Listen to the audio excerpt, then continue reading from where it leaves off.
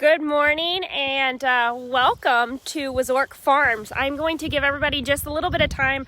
I'm just a minute or two early, so I'm gonna just kind of let you enjoy the sunshine with me. I am out in one of our alfalfa fields, and I did hook up my 52, which was a process this morning because I am behind.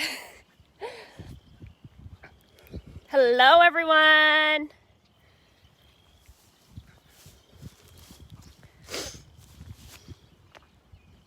Welcome to the sunny side of mid-Missouri, where it was really nice on Tuesday, rained and was gloomy yesterday, but the sun is shining and it is windy out, so hopefully we'll be out in the fields tomorrow.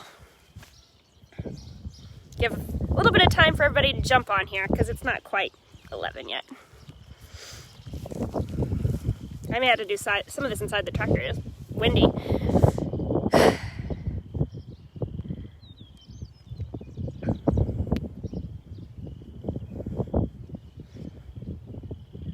Give it another minute or so.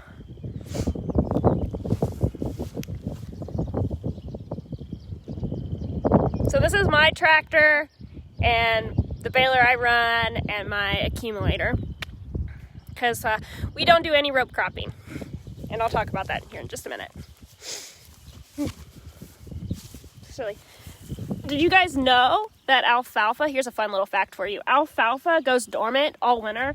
So when you guys see the brown alfalfa fields, that actually is it dormant, and then it grows a whole new plant each spring. So that's an alfalfa plant in the middle of the grass here. Okay, so I'm gonna get started. Hello and welcome to Wazork Farms. We are located in mid-Missouri. My name is Kayla Wazork. I'm going to give you a little background information first. My husband Jason started this custom hay business in 2007 as a sophomore in high school doing FFA. This hay started as an SAE project for him. His family were not farmers. His stepmom came from farming but did not do any farming with his parents. He wanted to farm. All the surrounding farms were already kind of taken over. So row cropping really wasn't an option for him. So he had to start from scratch, and he did hay. They had horses, so they started out doing their own hay for themselves. And I think he said that year in 2007, he did roughly 2,500 bales. Not bad, right? Considering we do over 40,000 small squares a year now. We do have 4 of these barns. I should have asked him what size they were, but they hold almost 7,000 squares in one barn, and there's 4 of them. I'm going to take you over here because it's windy. I want you guys to be able to hear me.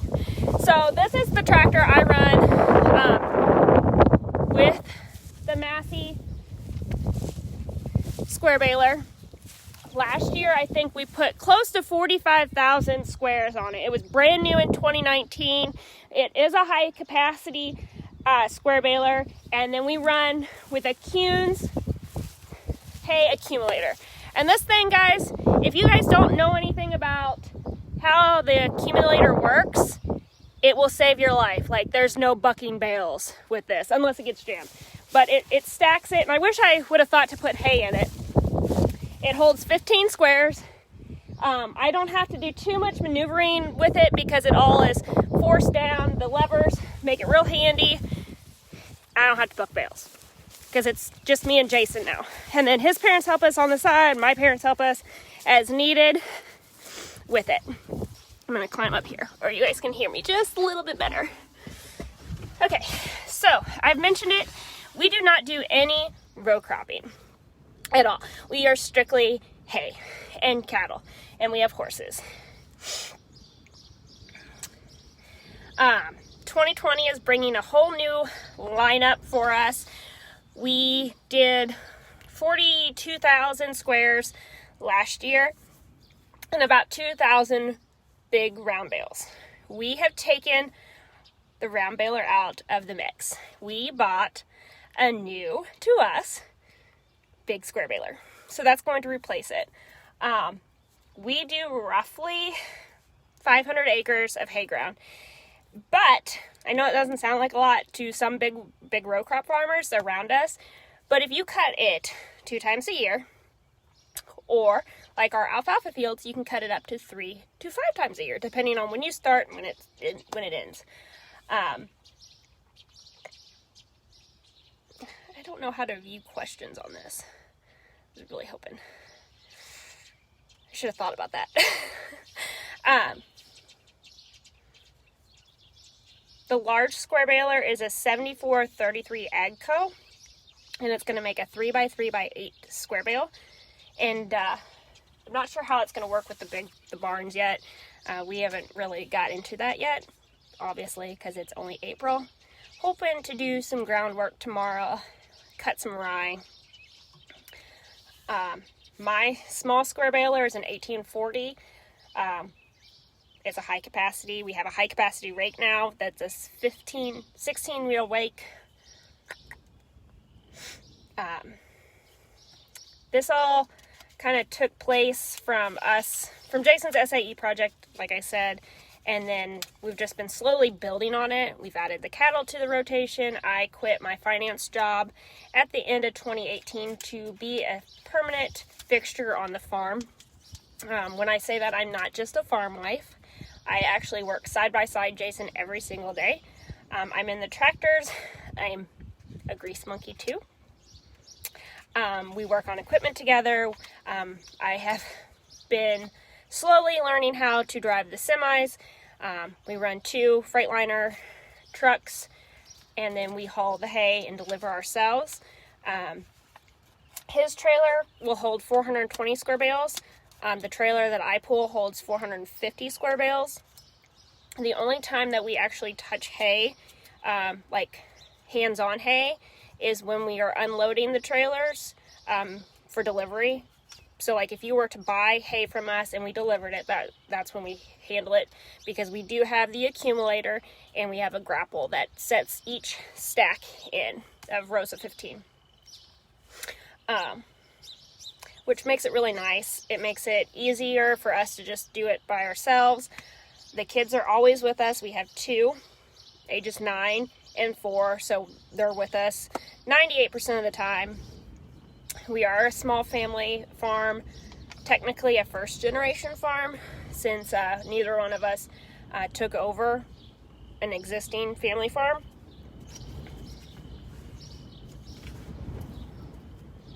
Which is kind of exciting, and that's where it kind of led into me taking over my blog and YouTube channel, The Chronicles of a Farmer's Wife.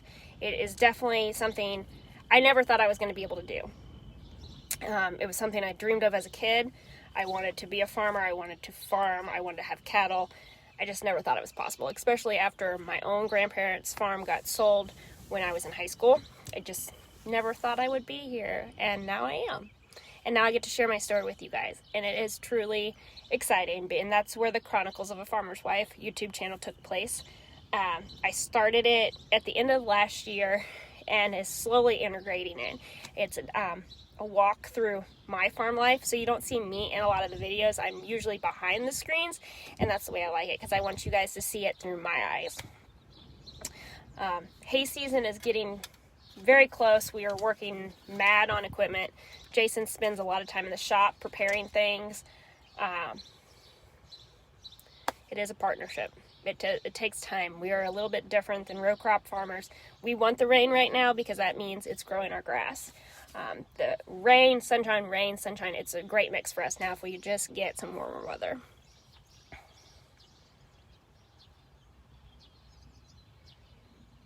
We did recently just buy a new tractor.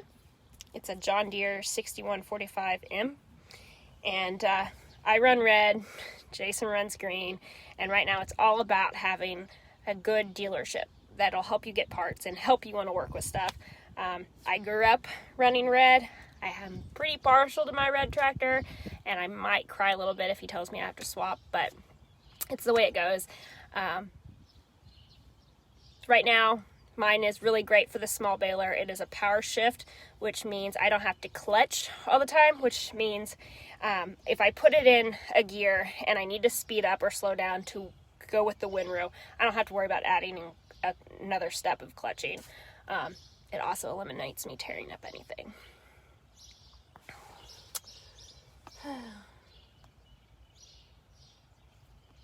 Do you guys have questions?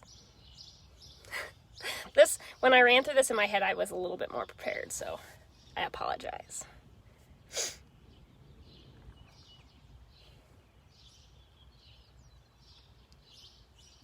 I don't see questions. Hopefully I'm not missing them.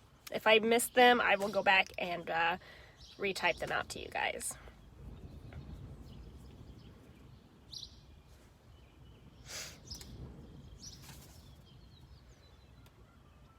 I do not miss my office job. This is my office now, this tractor, and the baler, and I truly do love doing this. It's been a blessing. I didn't know how it would go. I was very reluctant to leave my security blanket at the office, but I am so thankful that Jason pushed me out of that comfort zone. We do truly work together day in and day out, and it does get a little stressful being a spouse and being a partner, but everything happens for a reason.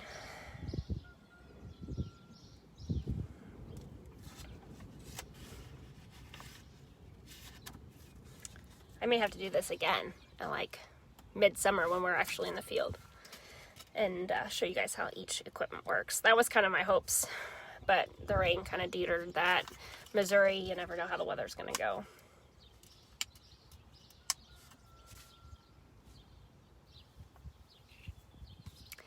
Thank you guys for tagging along today as I briefly talked about what it meant to be a hay farmer.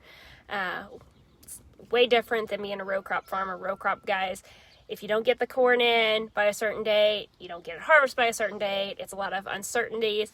Hay farming is a little bit different. You're always going to have some sort of hay, regardless of what kind of year it is, even during a drought, which we've been blessed. We've not went through that hard summers like where we have nothing. Not anyway when I've been helping Jason.